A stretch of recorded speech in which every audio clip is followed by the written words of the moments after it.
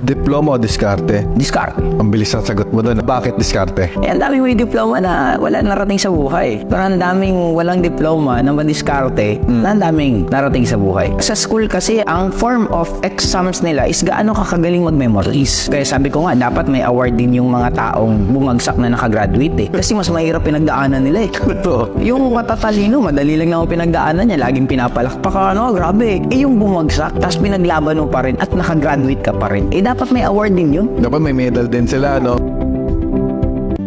Natatakot ka sa kung ano ang sasabihin ng iba? Sa totoo lang, people don't care.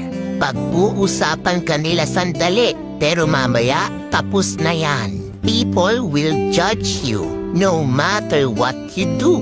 Babagal ang progress mo sa buhay. Kakaisip na mga walang kwentang bagay. Don't waste your time trying to please others.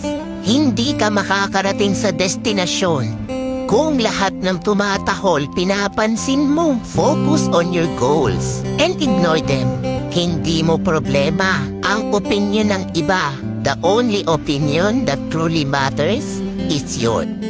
Hanggat walang ambag sa buhay mo yung mga tao sa paligid mo, wag na wag kang magpapaapekto. Hanggat ikaw yung bumibili ng bigas at ulam na kakainin mo, wag ka magpaapekto sa sasabihin ng ibang tao. Dito sa mundo, ganyan lang talaga.